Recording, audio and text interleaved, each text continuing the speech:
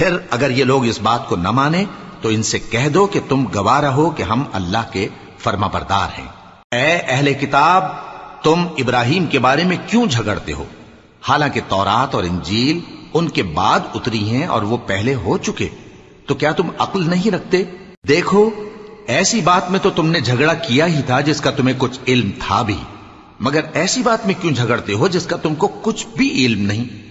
اور اللہ جانتا ہے اور تم نہیں جانتے۔ ابراہیم نہ تو یہودی تھے اور نہ عیسائی، بلکہ سب سے بے تعلق ہو کر ایک اللہ کے ہو رہے تھے اور اسی کے فرما بردار تھے اور مشرکوں میں نہ تھے۔ ابراہیم سے زیادہ قرب رکھنے والے تو وہ لوگ ہیں جو ان کی پیروی کرتے رہے، اور یہ پیغمبر آخر الزماں صلی اللہ علیہ وآلہ وسلم اور وہ لوگ جو ایمان لائے ہیں، اور اللہ مومنوں کا کارساز ہے۔ اے اہل اسلام، بعض اہل کتاب اس بات کی خواہش رکھتے ہیں کہ کسی طرح